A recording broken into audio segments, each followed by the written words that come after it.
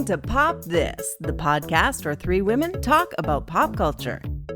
Here are your hosts, Lisa Christiansen, Andrea Gin, and Andrea Warner.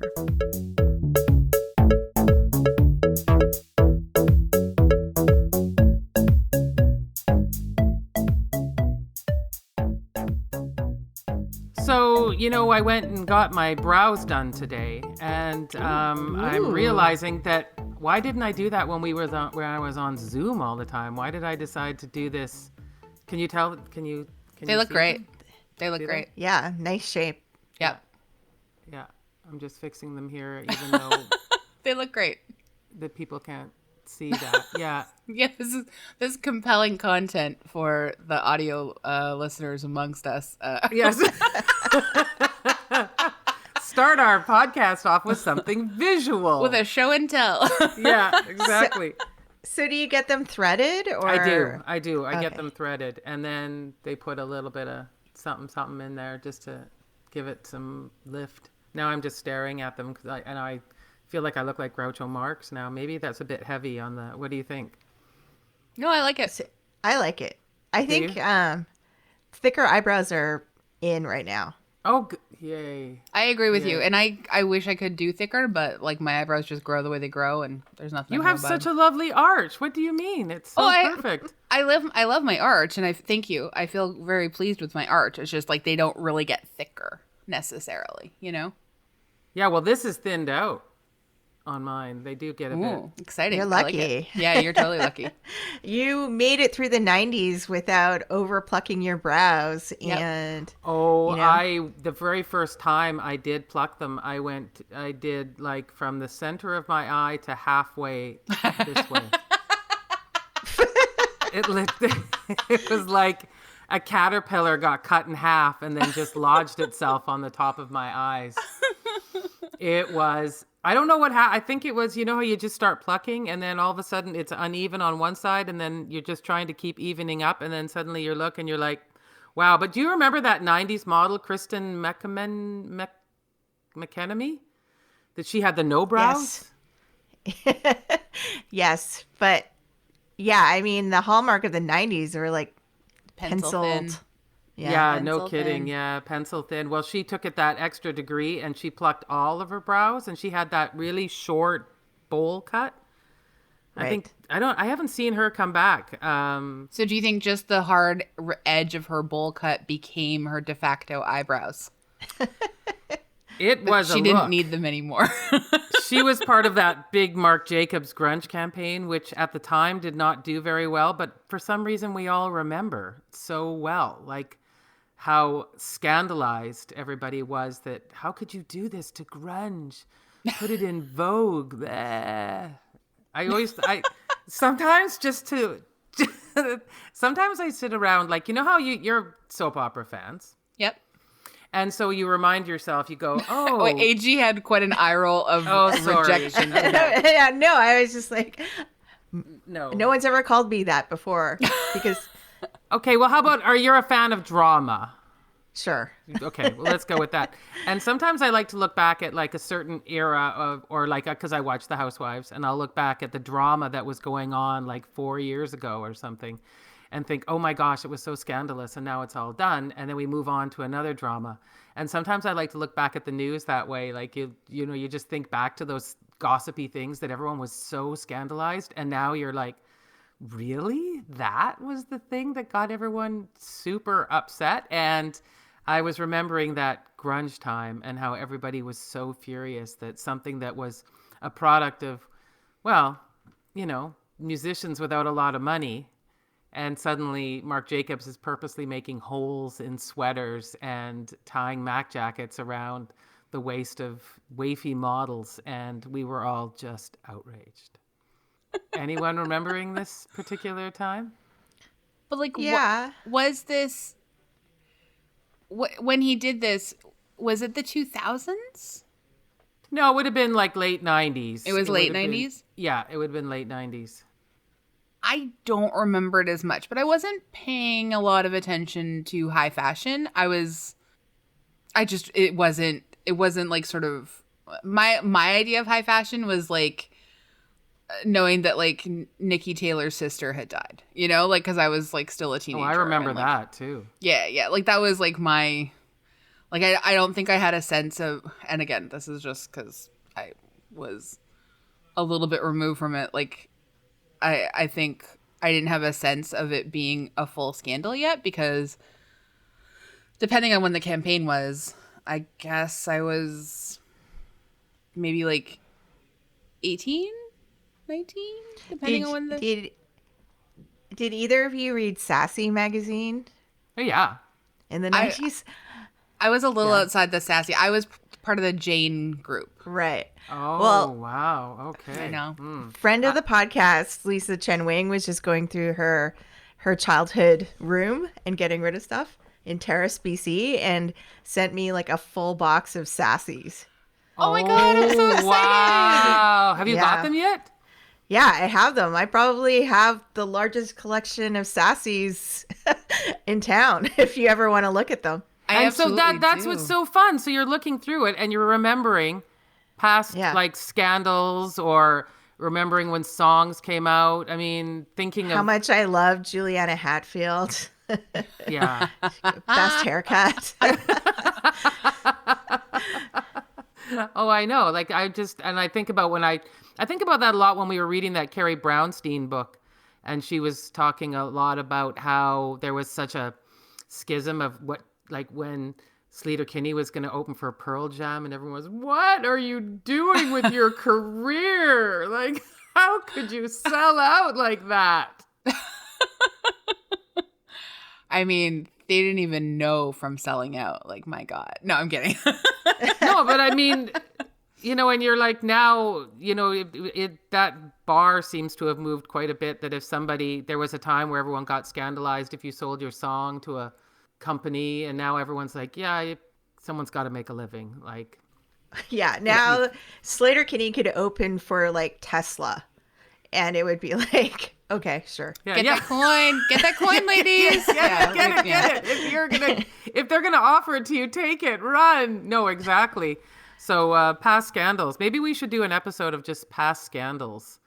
But I suppose we do that when we pick old movies, when you think about sometimes. I feel like we end up talking about it quite a bit. I was thinking about how like sometimes our different movies and TV shows and things that we watch and talk about are like mini like compliments to like you're wrong about and stuff, and like how we got stuff wrong like a long time, you know, a lot, and just doing last week's episode, doing our interrogation of like ourselves and how we've grown and how things change, et cetera, you know. So but so I feel like we'll continue to sort of like we'll continue to explore these things for sure. We'll continue to expose the scandals and look back painfully on things we got wrong. I'm glad I wasn't that person going, Sleater-Kinney opening for Pearl Jam.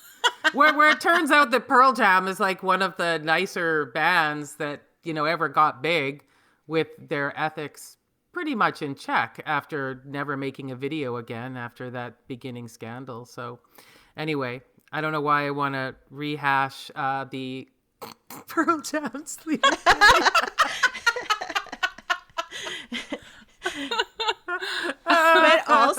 But also your eyebrows totally recovered from the 90s. You still have full eyebrows. I do. Yeah. Let's celebrate those small things. I think we should celebrate that. Yes, let's celebrate that, because we are women and we have to celebrate, which I hope will be a good segue into our episode. See, I got one. Yep, that was a great segue. It didn't Eyebrows sound too unnatural, did it? I mean, it's as unnatural as a 90s eyebrow. And it's now as natural as your current 2021 eyebrows. Great job, everyone. Great job.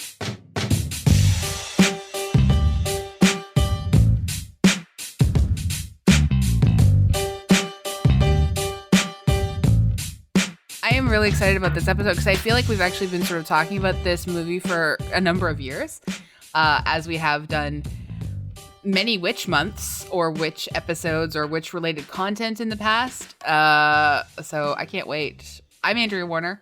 I'm Lisa Christiansen. I'm Andrea Gin. And you're listening to Pop This. Yay, welcome. Yay, the semi-Halloween episode, I guess, in a way. It's like basically Halloween. Like Yeah. when this drops, it'll be like 4 days from Halloween. And, you know, normally we have in the past done like an entire witch month.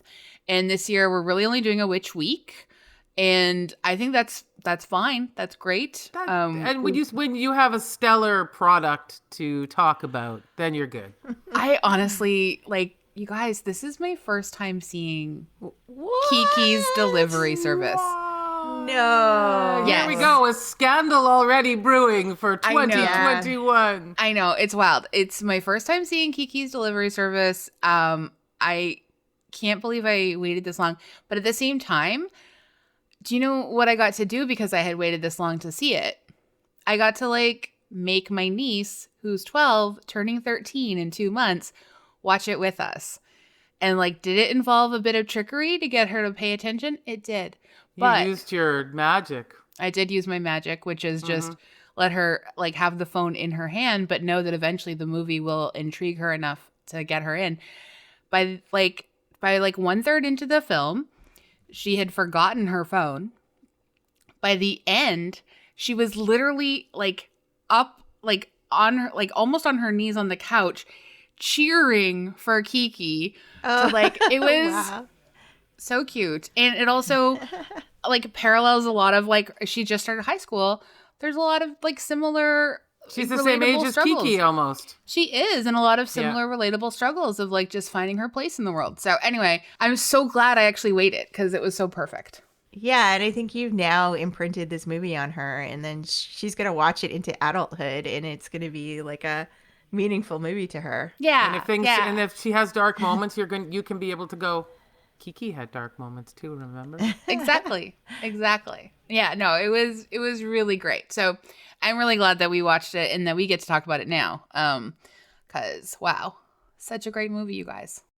Agreed. And yeah, and I'm really pleased to watch it again and enjoy it. I don't know, every time you watch a movie like this, I think you get something different out of it depending on how you're watching it or what you're watching for. And I think that a lot of it for me was just a beautiful escape as well. Yeah. Into that beautiful setting and a sort of a gentler story, because some of the witch movies we've done in the past have been extremely upsetting. So I know. Sometimes we stray into like horror Halloween movies, which is and we come to do the podcast and we're all like, oh boy, oh my God. Yeah. And this is like, you know, sort of like the mild horror of adolescence and burnout, but like it's more of emotional cerebral horror than a you know, I guess there is a bit of embodied horror, but it's not like gross horror or vulgar horror or like shock and awe horror. No, which we've done in the past. So yeah, thank you very much for choosing this one. Whosever idea it was, I'm very pleased. Yay. AG, do you want to read the backgrounds? Sure. Kiki's Delivery Service is a 1989 Japanese animated film written, produced, and directed by Hayao Miyazaki, adapted from the 1985 novel by Aiko Kadano. It was animated by Studio Ghibli. The film tells the story of a young witch, Kiki, who moves to a new town and uses her flying ability to earn a living. Kiki's Delivery Service was released in Japan on July 29th, 1989, and won an Anime Grand Prix prize. It was the first film released under a 15-year distribution partnership between Walt Disney and Studio Ghibli. I have something to say about that. Yeah, fair. Walt Disney Pictures produced an English dub in 1997, which premiered in United States theaters at the Seattle International Film Festival on May 23rd, 1998. And Lisa, you want to do synopsis? Sure. In this anime feature, 13-year-old Kiki moves to a seaside town with her talking cat Gigi to spend a year alone in accordance with her village's tradition for witches in training. After learning to control her broomstick, Kiki sets up a flying courier service and soon becomes a fixture in the community. But when the insecure young witch begins questioning herself and loses her magic abilities, she must overcome her self-doubt to get her powers back. Yeah. So you guys have seen this movie before. Yes. Okay. Many times. Many times. Okay. Can you tell me like a little bit if you remember the first time you saw it versus like watching it for this? Like what were some of your different experiences? Well, I think I just watched it as a fun, just another anime, just another, I enjoyed it and I thought it was sweet. I think I really focused on how sweet it was and how cute everything is. It's hard not to think how cute it is because every time she runs or flies, it's the sweetest thing you've ever seen. And the little cat and everything is so gentle. The bakery, the house she lives in, it's just all sweet. But this time I really kind of zoned in on all the darker themes and got a lot more out of it. I've watched it, I don't know how many times, but I didn't watch it as a child. The first time I watched it was as an adult. And I think since Netflix Canada uploaded like 20 Studio Ghibli movies, maybe a couple of years ago, it's just been like the best thing that's happened to me. Because now I watch like I've seen them all. And well, all the 20 that are on Netflix. And I watch like one Studio Ghibli a month, basically, and just rotate them through. And yeah, Kiki's delivery service is one of my favorites. But yeah, I just continually watch it every so often. And so I don't really have this memory of watching it for the first time versus watching it now because it's always kind of current. It's just always in rotation. Yeah. Well, what did you want to say about the Walt Disney thing? Oh, well, I mean, there's different ways to watch it. And I sort of alternate depending on what I'm doing between watching it, like sort of the Japanese version with the English subtitles. And sometimes I watch the Disney like dubbed version of it. And so I was wondering how you two watched it. I watched it with the subtitles in Japanese. I watched the dubbed version with subtitles that are translated from Japanese. So oftentimes the dubbed version and the subtitles don't really match up. Which is interesting to me. But we do both because Grandma watched it with us as well. And she can hear it well enough, but she likes to have subtitles to be able to go back and like to be able to reinforce how she can like what she's hearing, because sometimes her hearing just doesn't quite get enough. So that was super interesting to me because like you can see the adjustments that have been made for the American audience with that dub. And again, did not know that this then became sort of like a not Kristen Stewart. Oh my God. Kirsten Dunst movie. Like I didn't know that to begin with. And like Phil Hartman doing the voice of Gigi, and I really loved Phil Hartman a lot. I don't know that like I found Gigi's subtitled dialogue to be kind of frankly better and less obtrusive than Phil Hartman's sort of ad-libby jokes kind of thing, because I don't think that they always fit that well. But yeah, it was. Yeah, well, I mean, to me, the Disney version of it, or like the dubbed version of it, is almost like a completely different thing because Phil Hartman's performance is so prominent, and I appreciate it. Like he's funny in parts. And it's a great performance, and but I find that the dub version is just like overall, there's so much more talking, and it's just like loud talking through the whole thing, and it just like the Japanese language version of it is just this like quiet and meditative. Yes, it is. That's why I really like the movie so much. Yeah, and that's kind of like that's why people enjoy Studio Ghibli movies in general, but.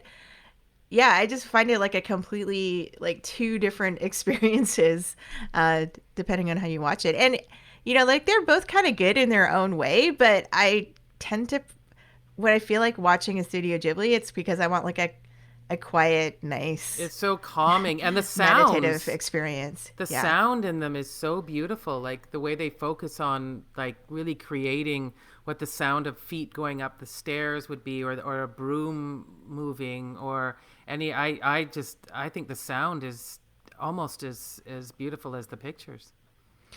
It's so interesting. Like even, like there's a scene where they get attacked by crows. Mm-hmm. And in the Japanese version of the movie, the crows kind of make, a bit of a bird sound. But like in the dubbed version of the movie, they're so loud and awful sounding. Like I just found it so interesting that even the birds in like the Americanized version of the movie are like way, way more obnoxious sounding. Okay, so here's my question, because I haven't watched the dubbed version. When Kiki delivers the pie to the granddaughter, is it actually a pumpkin eel pie as well? Because, man, even trying to fathom what a pumpkin eel pie would taste like, I was sort of on the side of the granddaughter there. Like, whoa. Yeah, it's a mackerel pumpkin pie. Okay, just as weird. All right. It's an unusual dish, but apparently is this a a signature. delicacy that I'm supposed to know of? I've never heard of it or tried it, but I'm not going to knock it until I actually do try it someday. I'm with you. And I know like that's more of a, like pumpkin doesn't have to be like a pie. It's kind of a squash. Yeah. But with a fish, The wow. fish is an intriguing addition. Yeah. I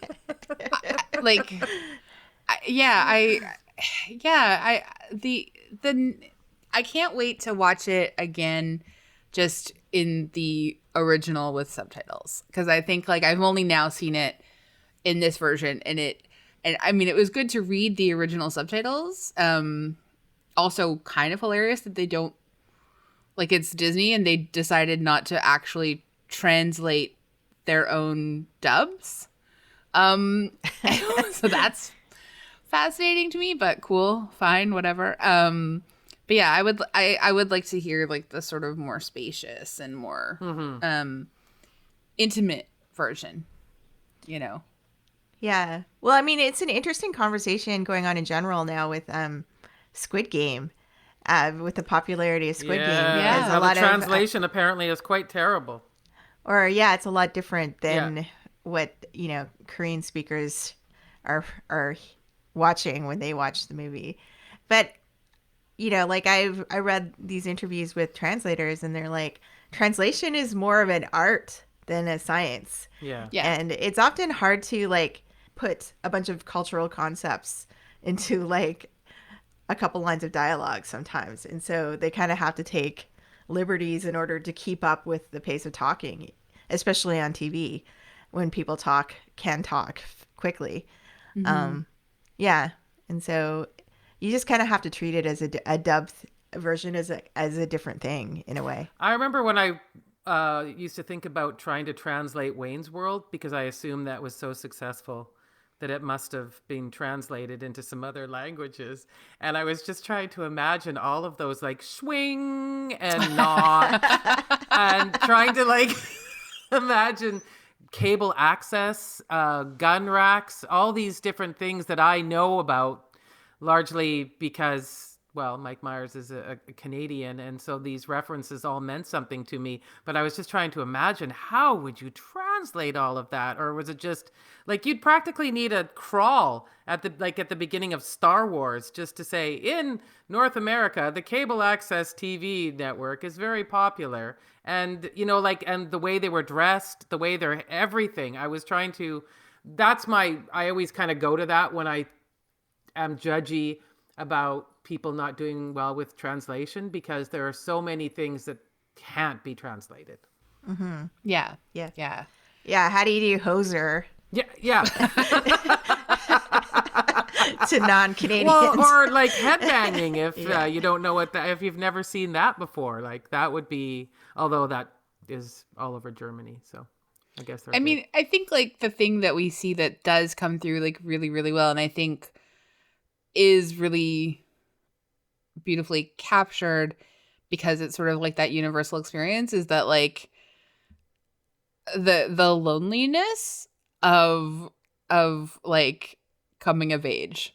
Like that is the thing that like it, like because there's so many important themes in this film, like that part is translatable because it happens differently for you know, young girls and young women all and young people all over the world, but like there is sort of like a unique loneliness to sort of like growing up and becoming a little bit more independent and what that looks like, you know?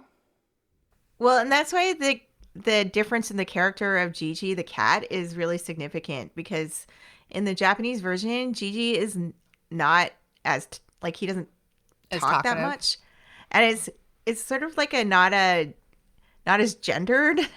I don't know. That's the only way to describe it. Yeah. It's No, just- he had, but Gigi falls for that cat, for the white cat. But the Gigi voice is like a sort of it's like Yeah. hasn't got. It's you not know, a it's not 40-year-old man- man traveling with No. a 13-year-old girl trapped in a cat's body kind of thing. Is what Yeah, you're... and then we it's- lose the voice entirely. Yeah, exactly.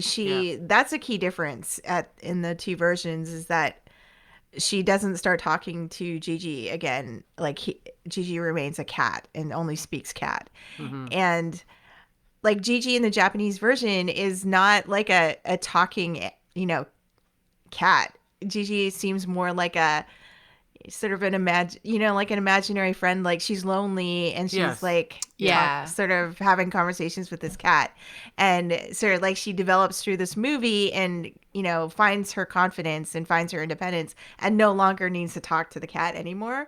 And so the cat is just a cat. Oh, yeah, that's an Yeah. interesting way to look at it. Yeah, she doesn't need that friend, although she still Yeah. does talk to him. Yeah, but Not it's at like... not at the end. No, that's true. Yeah. No, and that's I think like, I mean, it comes through a little bit in the dub version, but like I don't think probably to the same extent, because like, yeah, suddenly we have this like situation where like she's kind of broken her broom, her spirit is broken, and her cat turns his back on her. It's just and because the cat found a saucy friend down the window, and like that's that. And I think it does like add to the isolation, like because you go from having this voice that's really prominent throughout the dubbed version to then it disappearing entirely. So like there is like a certain effect that it can like mimic, but it's like definitely more, Gigi's definitely more like obtrusive. Okay, I'm gonna have in to the watch dubbed the version. dubbed version now, just so I can get it. Well, just because especially if you like Phil Hartman. I mean, I think it's I like do like Phil Hartman. Yeah, It's just that me too. the way that Gigi is presented I hadn't thought of that whole idea that she doesn't need him anymore, that maybe her magic, it wasn't about magic, it was about needing that companion, and now she's going to have to learn how to be her own companion and find her own solace. Yeah. And I think like this is like, I was not prepared for how many layers are in this movie. I thought it was just a nice, fun movie about a young witch learning to stand on her own. And I was like honestly, like with everything that has been sort of going on, just in the personal life, in my family, of like someone entering grade 8, and especially like a girl like entering grade 8, and I was not prepared for the multiple layers that were happening in this movie, but I was just like, it's Especially that time many with tears. Ursula, when she goes to stay with her, that particular time, that is such an unusual scene. And Ursula's real interesting too. Well, that's the thing. Like, there's so many like very specific lines in the film, like that I had to, when I was like trying to put together the outline for this, I was just like, honestly, like, let's just like talk about these lines in the film that like I think are so beautiful and so revealing, and just like how, I mean, even I wasn't expecting to take so much away from the movie. Like, I was just like, This is I was like so personally that line, the stop trying, when she finds that she doesn't have her magic anymore. Stop trying. Take long walks. Look at scenery. Doze off at noon. Don't even think about flying. And then pretty soon you'll be flying again. Yeah. Like, oh my God. Like, well, just like the burnout factor that so many people are going through. And this is there's lots of stuff happening worldwide for everyone right now, but like really thinking about like flying used to be fun until I started doing it for a living. Stab to the stomach, Kiki. My God, like I just like even if it didn't directly translate to my niece, it was translating to me and to my soul, and I was not prepared. Now that said, like I wish I had this. I wish I watched this movie, like honestly, in like I don't know, 20 years earlier. Like I'm glad I held out and I waited to this moment and I got to share it with my niece this way.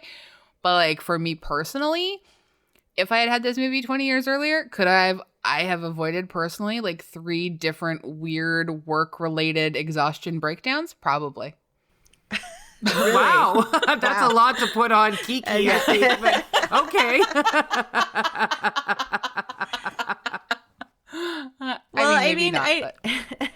I know, like, it's obviously very relatable for your 13-year-old niece, but I related a lot to the time, like, after I graduated from university and moved into my first, basement apartment with a roommate, and it was trying to figure out, like, how am I going to support myself? What am I doing with my life? What happens now? And, just having to figure it out by myself. And I think that this movie, I think that's why like women all over the world relate to this, because it's like this movie is really touches those feelings of being like kind of scared and uncertain, but just forging ahead. Well, I'm glad you figured it out, because this still meant something to me, because I don't feel like I've ever figured it out. So yeah, that's I'm still channeling a confused 13-year-old girl. Well, I mean, we all are in our own way for sure. But like, I also think like the fact that this movie, I think, really explicitly talks about depression with so much sort of compassion. It doesn't name it, but like when she says, I think something's wrong with me. I make friends and suddenly I can't bear to be with any of them. Seems like that other me, the cheerful and honest one, went away somewhere. And like, I mean, I don't know about you guys, but like I can relate to that. Yeah, like I just, like as we all sort of like have this weird dance to varying different degrees with like our mental health, like there's so much happening in this movie that is just too real, and yet I don't have a broom, and I just so many things going on. Is the book, I didn't look up the book, but is the book a similar tone, or did they take it and make it just something different? I've never read the book. Have you read the book? I haven't either. Yeah. No. So like that's one of the things that I'm sort of really interested in, because I haven't read the book, but there are 5 sequels to it. Like Aiko Kadano, she's 86 years old now. She's published almost 200 works so far, works of literature so far. She's also a professor, and so she won a bunch of like prizes for Kiki's Delivery Service. And then it became the film in 1989. And then it was also adapted into a live action film in 2014, which I don't really know much about. But yeah, 5 sequels for Kiki's. And so I feel like there must be I'm sure lots of people do. North America isn't as familiar with her work and her name as we would be like one writer was talking about how we should be talking about Aiko in the same breath as we talk about like Anne of Green Gables and like L.M. Montgomery, like that's a real parallel there. And I think she's right. Like I want to go back and like find out. I want to go back and like read Kiki's Delivery Service and And apparently, like, it is quite similar. I guess there's a little bit more humor in the source text originally. I would be curious to find out if it's set in sort of this place that seems like a European town, like in Switzerland somewhere. Because like, it's not a Japanese setting. It's kind of, it seems very like European. And the cars look pre-war or something. It's a very, there is a TV, but the TV looks to be like super old. And at the same time, the thing that struck me the most. There's dirigibles. Yeah, there's dirigibles that are just flying over town. But there's also, nobody is particularly worried about magic and witches, which is the traditional way I'm used to, is the burn them and. Well, yeah, because like those things are kind of, hallmarks a little bit of Studio Ghibli movies. Like there are other examples of like similar towns and similar kind of, belief in magic and sort of acceptance of magic in other stories that like Studio Totoro. Ghibli's done. Yeah, exactly. Or, Howl's Moving Castle or Spirited Away. So I just wonder, like, how much of this town and the setting is true to the original novel, or how much of it was written. Yeah, that's what I was curious about as well. But I'm not really sure. I did like a bit of research about the book, and they name the town, but I don't remember. Like, there's some reference to the name of the town, but I don't know where it's supposed to actually be set.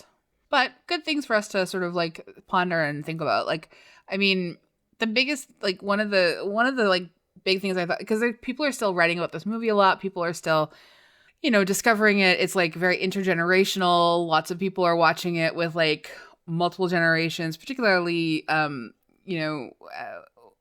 women are passing it down to like daughters and granddaughters and stuff like that. And talking about, how like, it's sort of, the importance for inspiring like young feminists and stuff like that. And so there's lots of different like pieces that are written about that. And so I like just like some brief mentions about how like what Kiki ultimately needs, like in addition to sort of like uncovering some truths about herself and like some, coming to her own sense of importance and her own sense of self, is like help from these various maternal figures. Like, so obviously like Asano is like this pregnant baker who takes her in and lets her set up a business and like, gives her a place to stay in exchange for doing some work. And then the surrogate grandma and the grandma's helper maid. Barca. Yeah. And then Ursula and that relationship, like it's really nice to see all of these various women sort of come together to mentor and support Kiki. Like none of them are giving her answers, but they are trying to like help her through this very like difficult transition for her. Yeah. And they seem to know what she needs. They instinctually, all of them have a way of filling in a certain part that she's needing to help her get through the next stage. Because they'd been there, like I think that's the thing, is just like they know they can't do it for her, but they can support her as she figures it out for herself. Because I think that's that's the really hard thing, that like you want to like people that you care about, you want to like make it easier on them, and you can't in a traditional, like you can't handle it for them. All you can do is support them. Mm-hmm. And like that support is sometimes like as simple as just being a soft place to land and like letting them come to their own realizations. Yes. One of the there's a really great piece that I just want to like reference, but Natalie Ng, she did a piece for Filmed in Ether called "Young Women Celebrate 30 Years of Kiki's Delivery Service." And it's just a bunch of young women from all over the world talking about why this movie is important to them. And it's so lovely. And there's like one quote that Natalie says sort of sums up everything, and it's by a young person named Jennifer. And she says, Miyazaki portrays young women with compassion that many people in real life don't often give us. And it's just like, yeah, honestly, like Kiki gets to be real and gets to be flawed and gets to be impatient and impulsive and also gets to be joyful and wonderful and has all the space to be like a very nuanced character, you know? Yeah, I don't agree. think we see that treatment of 13-year-olds very often. No, I think what you were saying, like, and well, most 13-year-olds don't get to save a young boy hanging off a crashing dirigible either. So, But don't they spiritually? No, I'm kidding. Yeah. Every time you look at a young boy and don't smack them, you have basically rescued them from a dirigible. But that, and also I have to say, I really found that to be another fascinating way that the story was told too, that instead of him saving her, she saved him. Usually we always see it's the boy or the man saving the day. But in this movie, it's the young girl that's going to go up there and save the day. But also, it wasn't a thing where it's just like they're, you know, they have a relationship where they don't like each other. And then, you know, like that turns into a thing where, like, you know, a romantic thing at the end of the movie and she goes to rescue him. Like, it was just like, he's just a friend of hers that she hangs out with. And she saves him. And then they are just friends still. Yeah. They hang out, and she's going to go along with his crazy plots because she's figured out that, you know, she can have friends, and that's what her big lesson was, that she can have them, and it was very sweet. And that ending with the credits actually turned out to be as much part of the story as anything else. I love an end credits that tells us everything we need to know for the next like 10 to 15 years. Yeah, Like, yeah.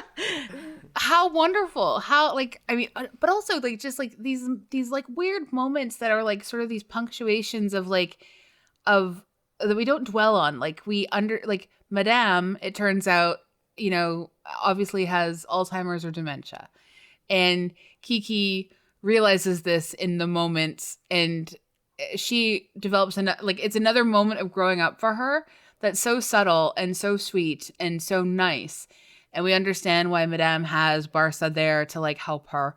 And that, you know, and then she has this other moment where she's sort of really like, you know, she has perhaps been taking things for granted Kiki has been taking some things for granted in her own life. But then she sees Madame's granddaughter be like absolutely horrible and like realizes that like that's a different level of immaturity and like selfishness, you know, and like just like these like iterative moments for her growing up, that we get to see her sort of slowly becoming like a different person. And I think it does sort of like really come back to sort of she's so eager to leave her small town, and she's so eager to be on her way and be grown up. And I think most of us have had that thing where we're like, can't wait to grow up. I need to grow up. Yes, yes. And like growing up is actually good because you have like a bit more agency over your own life, but like you have to then sort of think about what that agency, like acquiring that agency, what that looks like. And this movie, I think, does that really beautifully. Oh. Yeah, and I mean, isn't it just a wonderful fantasy to think about like living above a bakery I know. just working there? Like, you don't actually have to do the hard work of waking up at 6 a.m. or when up and start baking things. Like, you can just work at the counter and enjoy the smells of the baker every morning. Yeah. Oh, it was so delightful. I was hoping for a little more of a makeover scene of the house, and I was hoping that Kiki would buy those shoes, but that's just me and Nancy Myers. That's all. That's what that's about. That's fair. I will say, like, the two instances of like anti-fatness in the dubbed version were disappointing, and I did not care for that. I have no idea the extent to which they occur in the non-dubbed version. Yeah, they're there. They're there. They're there. Great, Yeah. great, cool. Well, just we don't have to automatically blame bread for being fat, guys, and it's also not a thing where you have to blame anyone for being fat. You can just be fat and be fine. Take it from me. Anyway, but I love this movie. All of that aside. Yes. I have to agree with you. I noticed those moments right away, and but that was 1989 too. So Yeah, that was the 80s for you, I guess. Yeah. Well, I think we'd still see some of it to now, but that's fine. No, it's not fine, but like I will contextualize it and I was being hopeful. Allow it to snap me out of my enjoyment for a moment, and then I'll go back in. Agreed. Yeah. So obviously we do love this, but we have to say, does Kiki's delivery service pop? Oh, it pops. 5 witch hats out of 4. Yes. Agreed. And I mean, if anyone listening to this still check out the Studio Ghibli movies on Netflix, because they are amazing, all of them. Like, Kiki's is one of the best. But I would also recommend Spirited Away as an amazing Halloween movie to watch too, because it's about ghosts. And also one of my other favorites is Howl's Moving Castle. All right. There we go. So we've done our Halloween duty in a gentler way this year. And yeah, it's super great. So I'm really excited that we did it finally. Yay, Kiki. Also, if I get dressed up for Halloween, will I be going as Kiki? Yes. And will Carlos go as Gigi? Probably. Yay! Can't wait to do this.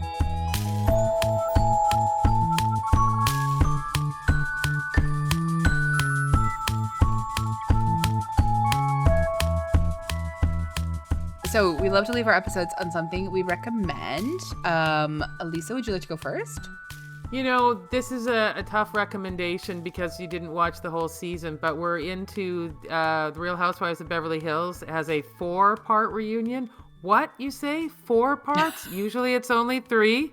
But this year, because of our scandal with Erica Girardi, it has decided it's going to have 4 episodes. So there's only been 1 episode so far of the reunion. I would recommend, just kind of dabbling a bit in the series, but of the season. But man, this is one explosive reunion. I've got to say, it's like the Super Bowl and the Academy Awards all wrapped up into one package, and it's big.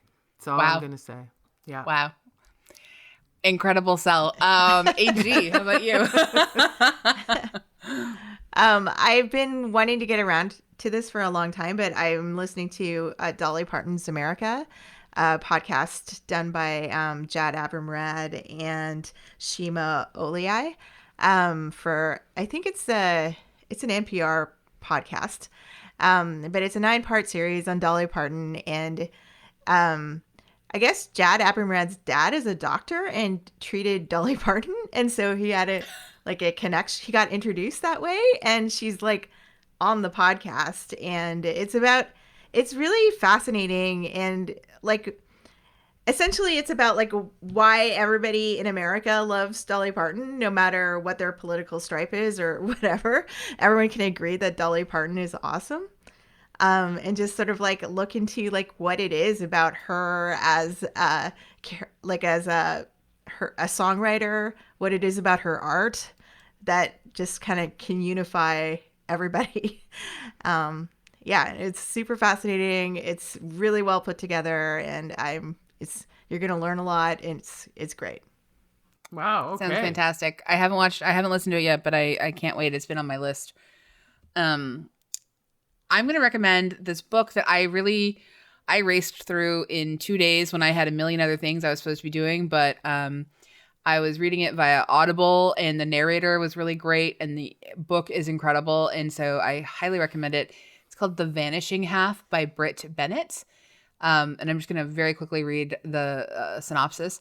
The Veens twin sisters will always be identical, but after growing up together in a small southern Black community and running away at age 16, it's not just the shape of their daily lives that is different as adults, it's everything. Their families, their communities, their racial identities. Many years later, one sister lives with her Black daughter in the same southern town she once tried to escape. The other secretly passes for white, and her white husband knows nothing of her past. Still, even separated by so many miles and just as many lies, the fates of the twins remain intertwined. What will happen to the next generation when their own daughters' storylines intersect? It's a great book. It's really incredible. I actually have the book, but I just haven't read it yet. It's just in that pile of like to read. It's okay. Good. It had been in my like sort of Audible. Like I had bought it last year when it was out, and I hadn't read it yet. And I just like, again, the narration is so good, but the book is incredible, and I highly recommend it. All right. Wow. Excellent. Sorry to have taken the quality down of the recommendations. But no, we stayed true to the podcast, and we gave everyone a bit of something. Yes, we did. That is fair. Thank you. I appreciate that. That little the high and low of thank culture. you. Honestly, thank you very much. I mean, I love so much low culture. Are you kidding me? And you know, we don't believe in high and low. It's just all pop culture, right? It's just all art I know. in its own way. Exactly. That's a kind way to say it. I mean, I'm mostly just hiding myself in that at some point because I am definitively low culture. Okay. Happy Halloween to everyone. Yes. Happy Halloween. Happy Halloween. We sound like we're saying Happy New Year here now. I mean, I'm honestly thrilled that it's just like a great excuse to wear another mask. I love it. I think it's going to be just a heck of a night. I hope my dog is going out as an Ewok. Oh! Really excited for this. Are Cash and Rudy dressing up? No, they hate when I put clothes on them. They squirm out of them. They just stand and they get really upset. So I don't do it anymore. So my 8-year-old nephew also wants to be an Ewok. So they're both going out as Ewoks. Oh, well, so cute. Cute overload. And I can't wait to see those photos. Yeah. I know. That's going to be great. Oh my God. Well, thank you everyone for listening. If you go out dressed for Halloween, please send us your photos. You can hang out with us on Instagram, on Twitter, on Facebook. You can email us at popthiscollective@gmail.com. And thank you to Andrea Gin, our co-host and our producer. And thank you all for listening. And hope you have a wonderful Halloween. And go watch Kiki. Just go watch it a few times. Yeah. That's all we can say. It's beautiful. It is beautiful. And I love you all. Yeah, love you too. I don't know why. Yes. Bye, everyone. Thanks, everyone. Bye.